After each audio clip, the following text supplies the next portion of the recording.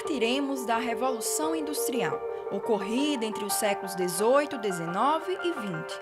Foi o período de mecanização do sistema de produção. Assim, surgiu o processo de industrialização e, com ela, o desenvolvimento econômico e a sociedade de consumo.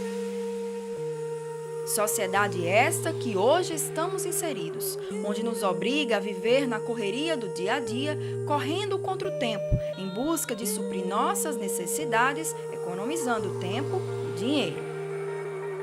Mas como aliado, a sociedade contemporânea tem as novas tecnologias ligadas à internet, como os computadores, os smartphones, os tablets e como tantas outras ferramentas que facilitam nosso acesso às mercadorias, cabendo a nós apenas um clique. A especialista em cybercultura, Cândida Nobre, nos explica como essas novas tecnologias, associadas à publicidade na internet, podem também influenciar o consumo. Hoje em dia, a publicidade ela tem encontrado, digamos assim, novas alternativas para influenciar o seu consumidor. E a compra pela internet ela é quase uma compra em ponto de venda, que a gente disse que era o principal espaço onde as pessoas consumiam, porque você faz a compra por impulso, né? Então, a compra por impulso é muito comum de acontecer na internet, né? Eu entro num site, vejo uma promoção, eu estou com meu cartão de crédito em casa, então eu já faço aquela compra de imediato. Então, a publicidade tem se apropriado dessa facilidade, digamos assim, que o usuário tem de consumir aquilo rapidamente e oferecendo cada vez mais produtos e serviços assim mais direcionados aos seus hábitos de consumo, porque de maneira geral, a gente tem uma tendência a mostrar na internet, né, a deixar rastros, digamos assim, dos locais que a gente frequenta, né, do tipo de produto que a gente consome, dos interesses que a gente tem, até mesmo quanto a gente está disposto a pagar por determinadas coisas. Então, a publicidade está acompanhando esses rastros e direcionando a comunicação dela para a gente. Hoje, inclusive, as empresas estão trabalhando muito no sentido de desenvolver aplicativos, né, onde eu não preciso mais nem abrir um navegador, fazer um cadastro no site, né? Então eu produzo um aplicativo e ali eu mesmo já realizo as compras. Enfim, isso acontece de uma maneira muito mais rápida do que no navegador comum, que é no desktop que a gente utiliza, né? Assim, um Firefox, o Internet Explorer, o Chrome, né? Então, pelos smartphones e pelos tablets, essa compra ela está sendo muito imediata, né? Até a própria compra dos aplicativos, né, se desenvolve de uma maneira muito rápida. Então, eu acho que é uma tendência porque hoje cada vez mais pessoas estão tendo acesso à internet a partir das plataformas móveis, né? A mobilidade ela se consolidou mesmo, ela não é mais uma novidade. A gente hoje tem muitos smartphones aí no país. Para vocês terem uma ideia, saiu uma pesquisa recente falando que 3 milhões de brasileiros tiveram acesso pela internet a primeira vez a partir de um smartphone, né? Então, isso revela a importância dessas plataformas, desses dispositivos, né, vamos dizer assim, para a inserção digital e, consequentemente, a publicidade e o consumo que tem como propósito máximo lucrar, ela não vai perder esse nicho de mercado de forma alguma. Neste universo de facilidades, surge o comércio eletrônico em sites do exterior, como opção para quem quer praticidade e economia na hora de comprar. Como a fisioterapeuta Sabrina, que costuma fazer compras em sites do exterior, pois além de melhores preços, ela encontra variedade nos produtos. A minha motivação principal é a praticidade da compra e a oportunidade de encontrar produtos diferenciados nos sites que a gente porventura não encontra aqui no Brasil. E principalmente o custo. O custo é bem mais baixo. Então, vale a pena a compra eletrônica em sites do exterior por essas razões. Com a chegada do seu filho, Sabrina optou pelo comércio eletrônico para comprar parte do enxoval da criança. Entre roupas, brinquedos e mamadeiras, produtos de qualidade que, se fossem comprados no Brasil, seriam bem mais caros. Frequentemente, e há cerca de 1 ano e meio, em virtude do nascimento do meu bebê, eu fiz parte do enxoval no Amazon.com. Certo? Site super confiável e que eu comprei grande parte do enxoval dele. E até hoje, algumas roupas a gente também compra por esse site. Tem o eBay também e alguns nacionais, como o Chic Baby, que vende roupas também de grandes marcas, de boa qualidade, mas é nacional, e site de cosméticos. Além das roupas para o seu bebê, Sabrina costuma também fazer compras de maquiagens, perfumes e outros produtos. Eu sempre compro produtos infantis, né? Desde a época do pré-natal, a gente está sempre comprando um enxoval com o auxílio dessa ferramenta do comércio eletrônico.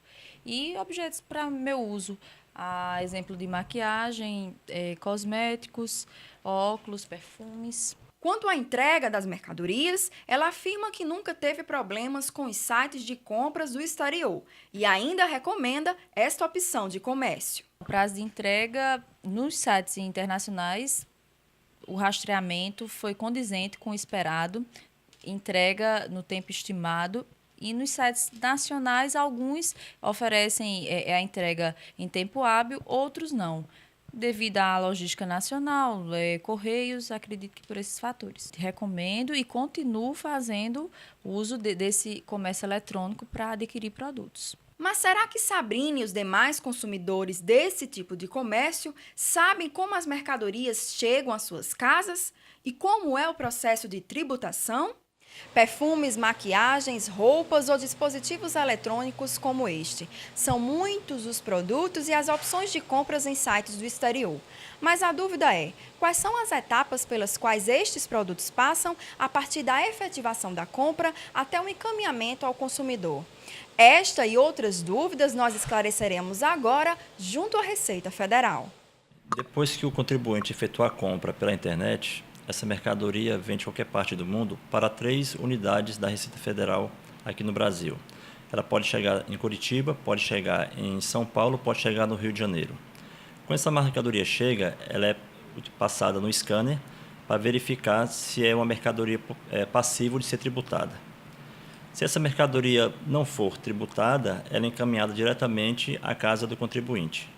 Se a mercadoria for tributada, é encaminhada à agência dos Correios mais próximo da residência do contribuinte, e então ele será comunicado que essa mercadoria se encontra lá, dirigindo-se até lá para pagar o tributo e retirar a mercadoria. Depois de entendermos a entrada das mercadorias no Brasil, é a vez da aplicação do tributo, pois apesar de comprarmos com preços menores em sites do exterior, somos submetidos à lei fiscal. A Receita Federal procura sempre se basear no que é declarado pelo contribuinte. Ou seja, a gente procura sempre observar a fatura comercial que acompanha a mercadoria. Se essa mercadoria às vezes não tem uma fatura comercial, a Receita Federal arbitra este valor. Esse arbitramento são de listas que a Receita Federal tem, nós temos cadastros, ou de listas internacionais também que a Receita Federal tem acesso. Ou então, quando esse valor ocorre de ser muito abaixo do valor de mercado, é ignorado esse valor que o contribuinte apresenta e é arbitrado o valor da tabela de preço que a Receita Federal possui. Essa tabela que nós temos é uma tabela de referência, é o chamado valor mínimo. Geralmente é o valor até abaixo do valor de mercado, mas o contribuinte não tem acesso a essa tabela. Queremos que ele apresente o valor real que ele realmente pagou. Quando se faz compras em sites do exterior, é importante saber que existem alguns produtos e formas de compras que obedecem aos critérios de isenção fiscal estabelecidos pela Receita Federal. Existem alguns produtos, se for de pessoa física para pessoa física, e se for até $50, qualquer produto está isento de tributação. Não é uma isenção ligada ao produto, é uma isenção ligada ao preço. E tem que ser de pessoa física para pessoa física. Se for uma compra, ou seja, uma pessoa física aqui no Brasil comprando de um site de uma pessoa jurídica, aí será tributado. Mas se for de um conhecido, de um familiar que está no exterior e encaminha essa mercadoria ao Brasil, se for até $50, aí estará isento. Além da isenção de alguns produtos, é bom saber que ao resgatar a mercadoria tributada, o consumidor tem direito de contestar o valor aplicado. Quando a mercadoria chega na agência dos Correios, que o contribuinte é comunicado para ir efetuar o pagamento, não concordando com o valor arbitrado, ele pode solicitar um formulário nos próprios Correios para impugnar essa cobrança. Aí o produto irá voltar para a unidade da Receita de origem, onde vão novamente avaliar, fazer uma nova análise dessa tributação e poderá ser refeito esse cálculo e ser reduzido a base de cálculo e o imposto. Você já pensou o que acontece com os produtos advindos do comércio exterior que não são resgatados pelos consumidores? Quando a mercadoria chega, o contribuinte ele é comunicado que essa mercadoria está na agência do correio mais próxima. Se ele não for resgatá-la no prazo que os Correios definem de 10 a 15 dias, essa mercadoria é devolvida para a unidade da Receita Federal que realizou a fiscalização, São Paulo, Curitiba ou Rio de Janeiro. Essa mercadoria fica lá durante um certo tempo, 45 dias, e depois será declarada como abandonada. Entendidos o processo de tributação e entrada dos produtos no Brasil, vamos saber como eles são entregues aos consumidores. O nosso próximo passo é saber qual é o caminho que a mercadoria percorre até chegar à casa do consumidor. Bom, primeiramente é importante salientar que para o objeto primeiramente entrar pelos Correios, ele tem que ser postado em uma agência de Correios oficial de algum país que seja filiado à União Postal Universal, né, que é um órgão intergovernamental da ONU. Né? Então, são cerca de 190 países que fazem parte. Então, se for postado em um desses países, no Correio Oficial, vem pelos Correios e o Correio faz todo o trâmite de importação. E dependendo do serviço utilizado na postagem, seja ela a econômica, a prioritária ou a expressa, ela tem um local de entrada.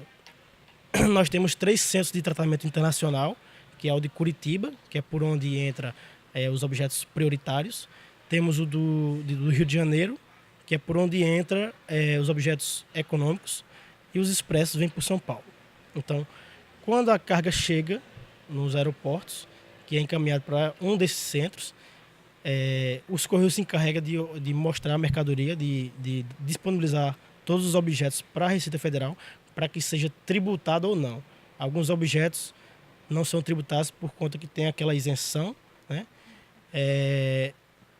Depois que a Receita Federal tributa esses objetos, ele novamente reintegra a malha postal dos Correios e o Correio encaminha para a DR, que é a Diretoria Regional, onde vai ser entregue esses objetos. Juntamente com a NTS, que é a Nota de Tributação Simplificada, que é tipo o fator gerador do tributo. Chegou naquela agência, que será a agência mais próxima de entrega do destinatário. O gerente da agência ele vai fazer um aviso de recebimento, onde consta prazo de recebimento, que são de 10 dias, consta o valor do tributo que tem que ser pago no ato do recebimento e a agência onde se encontra, o endereço. Então, o cliente de posse desse aviso de recebimento vai até a agência, de posse do dinheiro também, paga esse tributo mediante o recebimento do objeto.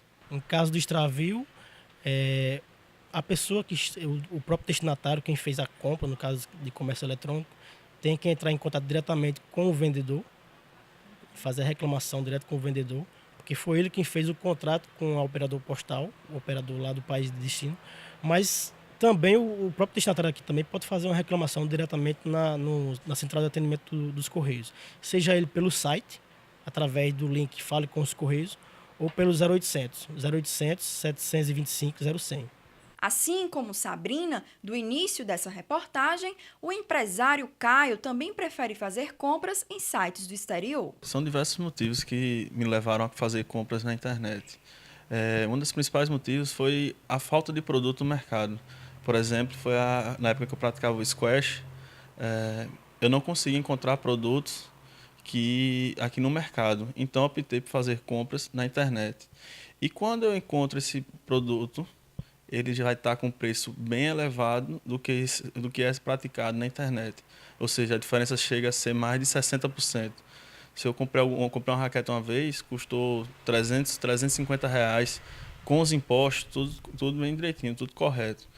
E ela aqui custava na faixa de R$700, R$720. De materiais esportivos, jogos eletrônicos a equipamentos para jet ski. São muitos os produtos que Caio frequentemente necessita comprar em sites do exterior. Eu já comprei diversas coisas. Comprei já tênis do squash, comprei bolas, comprei raquete, já comprei jogos de videogame, peças de celulares, peças que eu utilizei no jet ski, equipamentos para jet ski, ou seja, diversas coisas que às vezes eu não encontro na internet, ou então aqui são preços exorbitantes e lá o preço bem mais acessível. Caio fala da sua preferência por alguns sites estrangeiros e enfatiza a importância do comércio eletrônico e suas vantagens. Eu já comprei no eBay, já comprei no Amazon, já comprei no Squash Gear, que era um site voltado ao esporte, e entre outros, vários sites já utilizei. E esses são sites de fora, né? Sites brasileiros aí diversos. É um pouco arriscado ainda, temos algumas dificuldades para comprar, mas claro que se você pesquisar a respeito do site, tiver um acompanhamento, saber informações positivas a respeito do site, eu acho que é uma boa ideia você optar por esse tipo de comércio. O e-commerce em sites do exterior é tendência atualmente e está cada vez mais fazendo parte do nosso cotidiano, como foi mostrado através dos relatos de Sabrina e Caio. É uma opção de comércio atraente, já que suas características são a praticidade, economia de dinheiro e de tempo. De acordo com a pesquisa feita pelo site ecommerce.org, em 2012 foi constatado que haviam 43 milhões de consumidores de comércio eletrônico no Brasil. Também na mesma pesquisa foram verificados 22,5 bilhões referentes ao faturamento anual do e-commerce no Brasil. Tendo em vista o comércio em sites do exterior fazerem parte do dia a dia de muitas pessoas, é importante sabermos com o especialista Alexandre os cuidados que devemos ter ao escolher esse tipo de comércio. Bem, primeiramente, o consumidor ele precisa saber se aquele site que ele está escolhendo para fazer a compra, se ele é um site confiável ou não. Você tem que saber se o preço que você vai pagar no exterior, depois de conversão de moeda e depois de tributação da Receita Federal, vai ter um preço mais baixo do que no mercado nacional. Para efetuar uma compra no exterior, o consumidor terá que possuir um cartão de crédito internacional. Alguns sites, o comprador ele pode colocar diretamente o número do cartão de crédito com os dados de validade, de código de segurança, e também podem vincular esse cartão a empresas que trabalham apenas com pagamento de valores de consumidores para empresas. Existem basicamente dois tipos de envio: o serviço de postagem local, que é o serviço de postagem de cada país. Eles enviam o produto para o Brasil, e os correios pegam esse produto e fazem a entrega para os consumidores. E existem também empresas que fazem entrega expressa, que são empresas particulares, transportadoras, que geralmente, por prestar um serviço mais rápido e mais prioritário, o consumidor tem que pagar um pouco mais caro por isso. Geralmente os sites eles já estipulam lá, tem um sistema de política lá que a pessoa pode ler para saber o tempo de entrega para determinados países. Pode variar aí de algumas semanas, 3 semanas, 2 semanas, até 2 meses. Alexandre também nos apresenta alguns dos principais sites de compras do exterior e alerta para a necessidade de se verificar a confiabilidade de cada site antes de efetuar a compra. Eu selecionei alguns sites que são os sites mais utilizados no momento para efetuar compras de determinados produtos. Por exemplo, a gente tem esse site aqui, é o VitaCost, que o pessoal está usando muito para comprar suplementos para academia, para esportes e tudo mais. Temos também o Amazon, né?